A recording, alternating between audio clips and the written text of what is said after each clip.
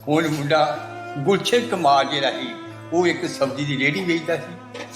ਘਰੋਂ ਅਗਵਾ ਕੀਤਾ ਡੀਐਸਪੀ ਦਿਲਬਾਗ ਸਿੰਘ ਦੀ ਅਗਵਾਈ ਹੇਠ 2 ਲੱਖ ਰੁਪਈਆ ਮੰਗਦੇ ਨੇ। ਉਸ ਸਮੇਂ ਦੇ ਵਿੱਚ ਮੇਰੀ ਲੜਕੀ ਦੀਆਂ 2 ਬਾਲੀਆਂ ਸੋਨੇ ਦੀਆਂ ਤਲਾਸ਼ੀ ਲੈਂਦੇ। ਇੱਕ ਮੇਰੀ ਸੋਹਣੀ ਮੁੰਦਰੀ 475 ਰੁਪਏ ਸਬਜ਼ੀ ਮੰਡੀ ਵਾਲਿਆਂ ਦੇ ਇੱਕ ਘੜੀ ਲਈ ਜਦੋਂ ਬਹੁਤ ਵਧੀਆ ਰੁਪਏ। ਜਦੋਂ ਗੁਲਸ਼ਨ ਕੁਮਾਰ ਮਾਰਿਆ ਗਿਆ ਹੈ 22 ਜੂਨ ਨੂੰ ਚੁੱਕਿਆ ਹੈ, 22 ਜੁਲਾਈ ਨੂੰ ਮਾਰਿਆ। 1 ਮਹੀਨਾ ਠਾਣੇ ਰੱਖ ਕੇ 2 ਲੱਖ ਬਾਅਦ ਚਲੀ ਧਮਕੀ ਦਿੱਤੀ ਆ, ਅਗਰ ਕਿਸੇ ਅਫਸਰ ਦੇ ਪਾਸ ਜਾ ਕੇ ਦਾਅ 'ਤੇ ਕੇਸ ਕੀਤਾ ਤੁਹਾਨੂੰ ਸਾਰੇ ਟੱਬਰ ਚੁੱਕ ਕੇ ਜਾ ਕੇ ਮਾਰ ਕੇ ਹਰੀਕੇ ਦਰਿਆ 'ਚ ਰੋੜ ਦੇ। ਸਤਿ ਸ਼੍ਰੀ ਅਕਾਲ, ਤੁਸੀਂ ਜੁੜੇ ਹੋਏ ਹੋ ਪੰਜਾਬੀ ਰੇਡੀਓ USA ਦੇ ਨਾਲ ਤੇ ਪ੍ਰੋਗਰਾਮ ਸਪੈਸ਼ਲ ਰਿਪੋਰਟ ਦੇ ਵਿੱਚ ਤੁਹਾਡਾ ਸਾਰਿਆਂ ਦਾ ਸਵਾਗਤ ਹੈ। ਅੱਜ ਦੀ ਇਸ ਰਿਪੋਰਟ ਦੇ ਵਿੱਚ ਗੱਲਬਾਤ ਕਰਾਂਗੇ ਪੰਜਾਬ ਦੇ ਵਿੱਚ ਹੋਏ ਝੂਠੇ ਪੁਲਿਸ ਮੁਕਾਬਲਿਆਂ ਦੇ ਬਾਰੇ। ਲਗਾਤਾਰ ਆਪਾਂ ਕਈ ਰਿਪੋਰਟਾਂ ਦੇ ਵਿੱਚ ਕਈ ਮੁਕਾਬਲੇ, ਕਈ ਘਟਨਾਵਾਂ, ਕਈ ਪੁਲਿਸ ਅਫਸਰਾਂ ਤੇ ਕਈ ਪੀੜਤ ਪਰਿਵਾਰਾਂ ਦਾ ਜ਼ਿਕਰ ਕੀਤਾ ਹੈ। ਇੱਕ ਤਾਜ਼ਾ ਖਬਰ ਦੇ ਮੁਤਾਬਕ 31 ਸਾਲ ਪਹਿਲਾਂ ਬਣਾਏ ਗਏ ਇੱਕ ਝੂਠੇ ਪੁਲਿਸ ਮੁਕਾਬਲੇ ਦੇ ਵਿੱਚ, ਜਾਲੀ ਮੁਕਾਬਲੇ ਦੇ ਵਿੱਚ 2 ਪੁਲਿਸ ਅਫਸਰਾਂ ਨੂੰ, ਜਿਨ੍ਹਾਂ ਦੇ ਵਿੱਚ ਇੱਕ ਸਾਬਕਾ DIG ਹੈ ਦਿਲਬਾਗ ਸਿੰਘ, ਇਹਨੂੰ 7 ਸਾਲ ਦੀ ਕੈਦ ਹੋਈ ਹੈ, ਤੇ ਇੱਕ ਸੇਵਾ ਮੁਕਤ DSP ਹੈ ਗੁਰਬਚਨ ਸਿੰਘ, ਇਹਨੂੰ ਉਮਰ ਕੈਦ ਦੀ ਸਜ਼ਾ ਹੋਈ ਹੈ। ਇੱਕ ਦਿਨ ਪਹਿਲੇ ਇਹਨਾਂ ਨੂੰ ਦੋਸ਼ੀ ਕਰਾਰ ਦਿੱਤਾ ਗਿਆ ਸੀ। ਪੂਰਾ ਮਾਮਲਾ ਕੀ ਹੈ ਤੇ ਇਹਦੇ ਨਾਲ ਪੰਜਾਬ ਦੇ ਵਿੱਚ ਜਿਹੜੀਆਂ ਇਹ ਕਿਲਿੰਗਸ ਹੋਈਆਂ ਨੇ, ਪੁਲਿਸ ਮੁਕਾਬਲੇ ਹੋਏ ਨੇ, ਉਹਨਾਂ ਦੇ ਬਾਰੇ ਆਪਾਂ ਚਰਚਿਤ ਪੁਲਿਸ ਮੁਕਾਬਲਿਆਂ ਦੇ ਵਿੱਚ ਬਾਰੇ ਗੱਲਬਾਤ ਕਰਾਂਗੇ। ਪਰ ਅੱਗੇ ਵੱਲੋਂ ਤੋਂ ਪਹਿਲਾਂ ਆਪਾਂ ਇੱਕ ਜਿਹੜੀ ਗੱਲ ਸੋਧ ਕਰ ਦਈਏ ਸ਼ਬਦ ਦੇ ਵਿੱਚ ਵੀ, ਉਹ ਇਹ ਕਿ ਪੁਲਿਸ ਮੁਕਾਬਲਾ ਤਾਂ ਉਹ ਹੁੰਦਾ ਜਿੱਥੇ ਦੋਨਾਂ ਧਿਰਾਂ ਦੇ ਕੋਲੇ ਲੋੜੀਂਦੇ ਸੰਦ ਹੋਣ, ਔਜ਼ਾਰ ਹੋਣ, ਕਿਰਪਾਨਾਂ ਹੋਣ, ਹਥਿਆਰ ਹੋਣ।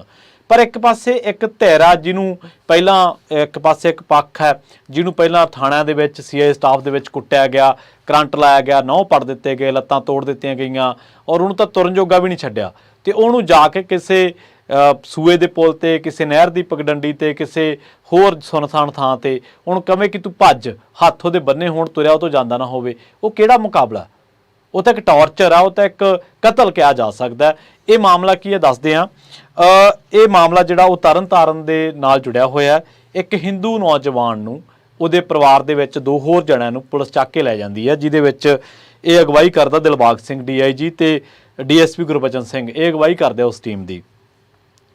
ਇਸ ਪਰਿਵਾਰ ਦੇ ਵਿੱਚ 2 ਜਣਿਆਂ ਨੂੰ ਛੱਡ ਦਿੱਤਾ ਜਾਂਦਾ, ਜਿਹਦੇ ਵਿੱਚ ਗੁਲਸ਼ਨ ਕੁਮਾਰ ਜਿਹੜਾ ਵਿਕਟਮ ਹੈ, ਜਿਹੜਾ ਪੀੜਤ ਆ, ਉਹਦਾ ਨਾਂ ਸੀਗਾ ਗੁਲਸ਼ਨ, ਤੇ ਜਿਹੜਾ ਚਮਨ ਲਾਲ ਤੇ ਪ੍ਰਵੀਨ ਕੁਮਾਰ, 2 ਪੁੱਤਰ ਸੀਗੇ ਤੇ 3 ਸੀਗੇ ਪੁੱਤਰ, ਗੁਲਸ਼ਨ ਕੁਮਾਰ, ਪ੍ਰਵੀਨ ਕੁਮਾਰ ਤੇ ਬੋਬੀ ਕੁਮਾਰ। ਇਹਨਾਂ ਨੂੰ ਪੁਲਿਸ ਪਾਰਟੀ ਚੱਕ ਲੈਂਦੀ ਹੈ 1996 ਦੇ ਵਿੱਚ। ਜੰਡਾਲਾ ਰੋਡ ਤੇ ਰਹਿੰਦੇ ਸੀ ਚਮਨ ਲਾਲ।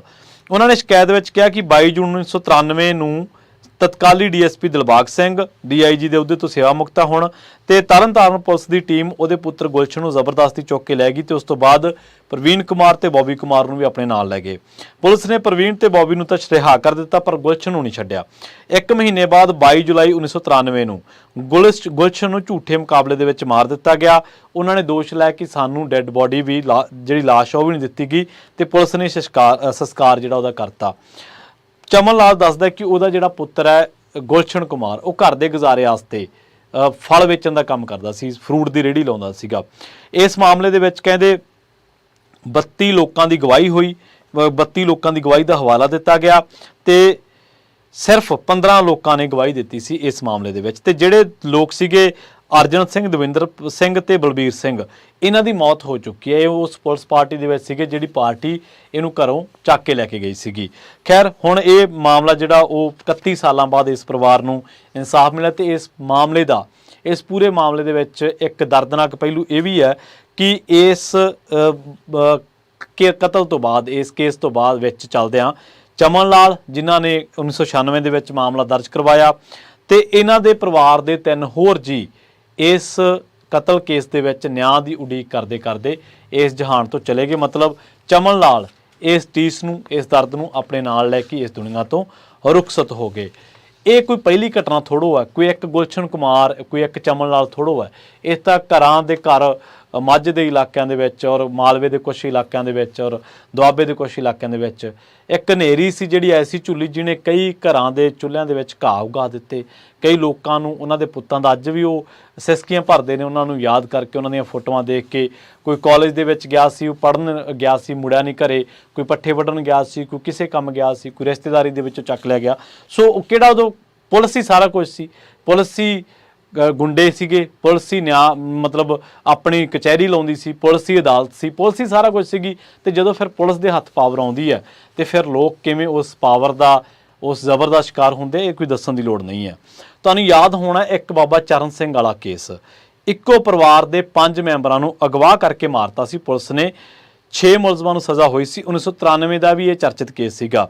1993 ਦੇ ਵਿੱਚ ਬਾਬਾ ਚਰਨ ਸਿੰਘ ਤੇ ਉਹਨਾਂ ਦੇ ਪਰਿਵਾਰ ਦੇ 5 ਮੈਂਬਰਾਂ ਨੂੰ ਅਗਵਾ ਕਰਨ ਦੇ ਮਾਮਲੇ ਦੇ ਵਿੱਚ ਮੋਹਾਲੀ ਦੀ ਅਦਾਲਤ ਨੇ ਫਿਰ 6 ਸਾਬਕਾ ਪੁਲਿਸ ਮੁਲਾਜ਼ਮਾਂ ਨੂੰ ਦੋਸ਼ੀ ਕਰਾਰ ਦਿੱਤਾ ਸੀਗਾ। ਤਰਨਤਾਰਨ ਜ਼ਿਲ੍ਹੇ ਦੇ ਇੱਕੋ ਪਰਿਵਾਰ ਦੇ 6 ਜੀਆਂ ਨੂੰ ਚੁੱਕ ਕੇ ਜ਼ਬਰੀ ਖਪਾ ਦਿੱਤਾ ਗਿਆ ਸੀਗਾ।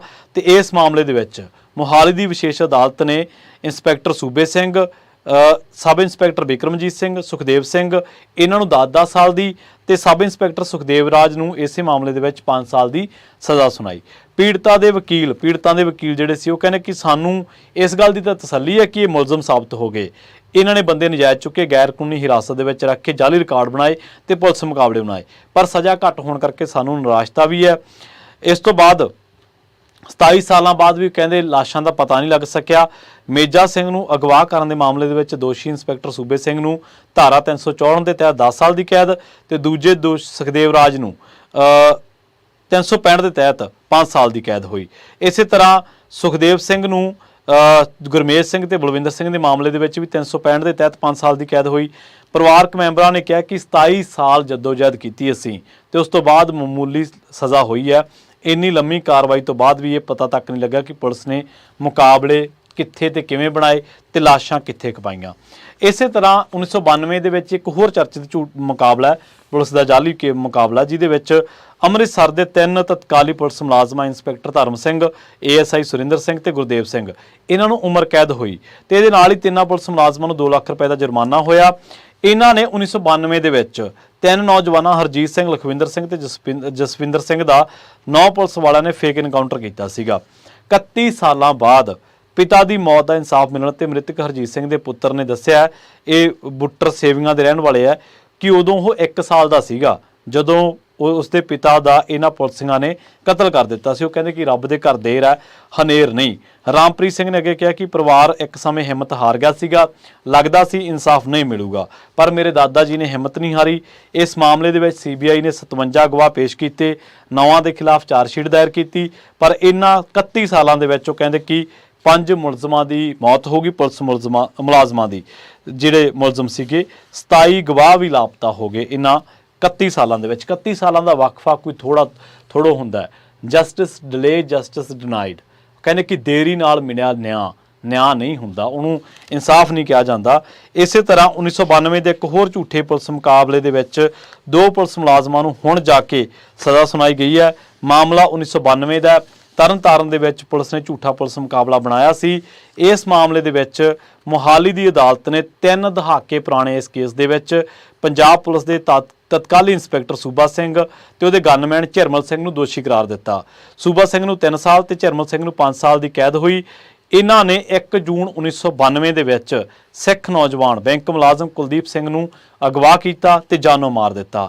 ਇਸ ਸਮੇਂ ਦੇ ਵਿੱਚ ਇਸ ਮਾਮਲੇ ਦੇ ਵਿੱਚ ਵੀ SHO ਗੁਰਦੇਵ ਸਿੰਘ ਦੀ ਕੁਝ ਸਮਾਂ ਪਹਿਲਾਂ ਮੌਤ ਹੋ ਗਈ।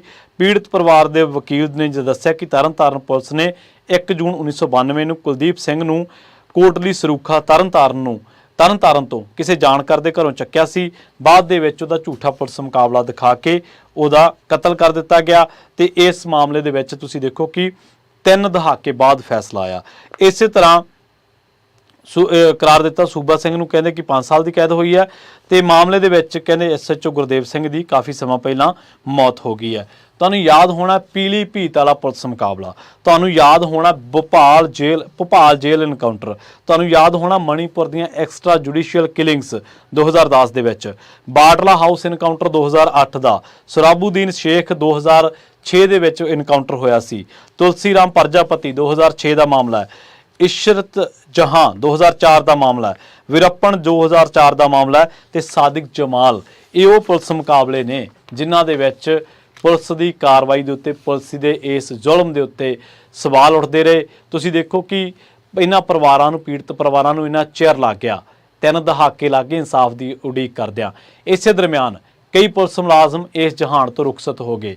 ਇਸੇ ਦਰਮਿਆਨ ਇਹਨਾਂ ਪਰਿਵਾਰਾਂ ਦੇ ਜਿਹੜੇ ਚਾਹਣ ਵਾਲੇ ਲੋਕ ਸੀ, ਉਹ ਜਿਹੜੇ ਚਾਹੁੰਦੇ ਸੀਗੇ ਕਿ ਇਨਸਾਫ ਮਿਲੇ, ਇਹਨਾਂ ਦੇ ਜੀ ਰੁਖਸਤ ਹੋ ਗਏ, ਸਿਸਕੀਆਂ ਲੈ ਕੇ, ਹੌਂਕੇ ਲੈ ਕੇ ਕਿ ਸਾਨੂੰ ਪਤਾ ਨਹੀਂ ਕਿੱਦੇ ਨਿਆਂ ਮਿਲੂਗਾ, ਕਿੱਦੇ ਉਹ ਦਿਨ ਚੜੂਗਾ ਜਿੱਦੇ ਅਸੀਂ ਇਹਨਾਂ ਪੁਲਿਸੀਆਂ ਨੂੰ ਸਲਾਖਾਂ ਦੇ ਪਿੱਛੇ ਦੇਖਾਂਗੇ। ਮੋਹਾਲੀ ਦੀ ਅਦਾਲਤ ਦੇ ਸਾਹਮਣੇ ਇੱਕ ਮੈਨੂੰ ਉਹ ਫੁਟੇਜ ਯਾਦ ਆਉਂਦੀ ਹੈ, ਉਹ ਵੀਡੀਓ ਯਾਦ ਆਉਂਦੀ ਹੈ ਜਿਹਦੇ ਵਿੱਚ ਇੱਕ ਜਾਲੀ ਪੁਲਿਸ ਮੁਕਾਬਲੇ ਦੇ ਮਾਮਲੇ ਦੇ ਵਿੱਚ ਦੋਸ਼ੀ ਕਰਾਰ ਦੇਣ ਤੋਂ ਬਾਅਦ ਇੱਕ ਪੁਲਿਸ ਮੁਲਾਜ਼ਮ ਧਾਹਾਂ ਮਾਰ ਲੱਗ ਪਿਆ ਸੀਗਾ। ਉਸ ਪੁਲਿਸ ਮੁਲਾਜ਼ਮ ਨੂੰ ਇਹ ਨਹੀਂ ਯਾਦ ਆਇਆ ਕਿ ਜਦੋਂ ਮੇਰੇ ਹੱਥ AK-47 ਸੀ, ਜਦੋਂ ਮੇਰੇ ਹੱਥ ਹਥਿਆਰ ਸੀਗੇ, ਉਦੋਂ ਮੇਰੇ ਸਾਹਮਣੇ ਪਤਾ ਨਹੀਂ ਕਿੰਨੇ ਕੁ ਬੇਕਸੂਰਾਂ, ਬੇਦੋਸ਼ੀਆਂ ਨੇ ਧਾਹਾਂ ਮਾਰੀਆਂ ਸੀ। ਉਹਨਾਂ ਨੇ ਵਾਸਤੇ ਪਾਏ ਸੀ ਕਿ ਅਸੀਂ ਜ਼ਮੀਨਾਂ ਵੇਚ ਕੇ ਪੈਸੇ ਦੇ ਦਿਆਂਗੇ, ਉਹਨਾਂ ਨੇ ਵਾਸਤੇ ਪਾਏ ਸੀ ਕਿ ਸਾਡੇ ਬੱਚੇ ਛੱਡ ਦਿਓ, ਸਾਡੇ ਘਰਾਂ ਦਾ ਇੱਕ ਜੀ ਤਾਂ ਜਿਉਂਦਾ ਛੱਡ ਦਿਓ। ਪਰ ਇਹਨਾਂ ਜ਼ਾਲਮਾਂ ਨੇ ਉਹਨਾਂ ਦੀ ਇੱਕ ਨਹੀਂ ਸੁਣੀ ਤੇ ਆਪਣੀਆਂ ਗੋਲੀਆਂ ਦੇ ਨਾਲ, ਆਪਣੇ ਜ਼ੁਲਮ ਦੇ ਨਾਲ ਉਹਨਾਂ ਪਰਿਵਾਰਾਂ ਦੀਆਂ ਪੀੜ੍ਹੀਆਂ ਦਾ ਨਾਸ਼ ਕਰ ਦਿੱਤਾ। ਤੇ ਹੁਣ ਜਦੋਂ ਆਪ ਨੂੰ ਸਜ਼ਾ ਹੋਈ ਤੇ ਉਦੋਂ ਇਹ ਤਾਂ ਸਜ਼ਾ ਹੀ ਹੋਈ ਹੈ, ਕੱਟਣੀਆਂ ਹੀ ਹੈ, ਇੱਥੇ ਕਿਸੇ ਨੇ ਮਾਰਨਾ ਨਹੀਂ ਗਾ, ਇਹਨਾਂ ਨੂੰ ਸਿਰਫ ਜੇਲ੍ਹ ਦੇ ਵਿੱਚ ਹੀ ਰਹਿਣਾ ਹੈ। ਪਰ ਉਹਨਾਂ ਦਾ ਤਾਂ ਜਿਉਣ ਦਾ ਅਧਿਕਾਰ ਹੀ ਖੋਲਿਆ ਇਹਨਾਂ ਨੇ। ਸੋ ਇਸ ਜ਼ੁਲਮ ਦੀ ਹਨੇਰੀ ਨੇ ਕੋਈ ਸਿੱਖ ਨਹੀਂ ਦੇਖਿਆ, ਕੋਈ ਹਿੰਦੂ ਨਹੀਂ ਦੇਖਿਆ, ਕੋਈ ਹੋਰ ਨਹੀਂ ਦੇਖਿਆ। ਇਹਨੇ ਬਹੁ ਗਿਣਤੀ ਸਿੱਖ ਪਰਿਵਾਰਾਂ ਨੂੰ ਢਾਹ ਲਾਈ, ਪਰ ਇਸ ਅੱਗ ਨੇ ਸੇਕ ਹੋਰ ਤਰੀਕਿਆਂ ਦੇ ਨਾਲ ਦੂਜੇ ਭਾਈਚਾਰਿਆਂ ਨੂੰ ਵੀ ਦਿੱਤਾ। ਕੋਈ ਪੰਜਾਬੀ ਐਸਾ ਹੋਣਾ ਜਿਹੜਾ ਇਹਨਾਂ ਇਲਾਕਿਆਂ, ਤਰਨਤਾਰਨ, ਅੰਮ੍ਰਿਤਸਰ, ਗੁਰਦਾਸਪੁਰ, ਫਿਰੋਜ਼ਪੁਰ ਦੇ ਵਿੱਚ, ਫਰੀਦਕੋਟ ਦੇ ਵਿੱਚ ਜਾਂ ਦੁਆਬੇ ਦੇ ਕਈ ਇਲਾਕਿਆਂ ਦੇ ਵਿੱਚ ਕੋਈ ਪਰਿਵਾਰ ਹੋਣਾ ਹੈ, ਜਿਹੜਾ ਟਾਵਾਂ ਹੀ ਪਰਿਵਾਰ ਹੋਣਾ ਜਿਹੜਾ ਇਸ ਅੱਗ ਤੋਂ ਬਚ ਸਕਿਆ ਹੋਵੇ। ਇੰਨੀ ਮੁਸ਼ਕਲ ਹੈ। ਪੰਜਾਬ ਨੇ ਦਹਾਕਿਆਂ ਬੱਧੀ ਇਸ ਮੱਚਦੀ ਅੱਗ ਦਾ, ਜਿਹਨੂੰ ਲਗਾਤਾਰ ਜਿਹਦੇ ਤੇ ਤੇਲ ਪਾਉਂਦੀ ਰਹੀ ਜ਼ਾਲਮ ਸਰਕਾਰ, ਉਹਦਾ ਸੇਕ ਚੱਲਿਆ ਤੇ ਕਈ ਆਪਣੇ ਬੱਚਿਆਂ ਦਾ ਨੁਕਸਾਨ ਕੀਤਾ। ਇਹਦਾ ਜਿਹੜਾ ਦੂਜਾ ਅਸਰ ਹੈ ਉਹ ਇਹ ਹੈ ਕਿ ਪੰਜਾਬ ਦੇ ਅਣਗਿਣਤ ਸ਼ਾਨਾਂ ਮੱਤੇ ਖਿਡਾਰੀ, ਉਹਨਾਂ ਨੇ ਕਿਸੇ ਨੇ ਜੱਜ ਬਣਨਾ ਸੀ, ਕਿਸੇ ਨੇ ਵਕੀਲ ਬਣਨਾ ਸੀ, ਕਿਸੇ ਨੇ ਪੰਜਾਬ ਦੀ ਅਗਵਾਈ ਕਰਨੀ ਸੀ, ਕਿਸੇ ਨੇ ਹੋ ਸਕਦਾ ਕੋਈ ਹੋਰ ਅਹੁਦਿਆਂ ਤੇ ਪਹੁੰਚਦੇ। ਇੱਕ ਪੀੜ੍ਹੀ, ਇੱਕ ਜਨਰੇਸ਼ਨ ਜਿਹੜੀ ਆ ਉਹ ਇਹਨਾਂ ਪੁਲਿਸ ਵਾਲਿਆਂ ਦੇ ਹੱਥ ਜਦੋਂ ਤਾਕਤ ਆਈ ਸੀ, ਉਹਨਾਂ ਨੇ ਖਪਾ ਦਿੱਤੀ। ਸੋ ਕੱਲਾ ਪੰਜਾਬ ਦਾ ਫਿਜ਼ੀਕਲੀ, ਧਾਰਮਿਕ, ਪੰਜਾਬ ਦੀਆਂ ਜਨਰੇਸ਼ਨਾਂ ਦੇ ਰੂਪ ਦੇ ਵਿੱਚ ਪੰਜਾਬ ਦੇ ਬਹੁਤ ਵੱਡੇ ਸੋਰਸਸ ਦਾ ਵੀ ਨੁਕਸਾਨ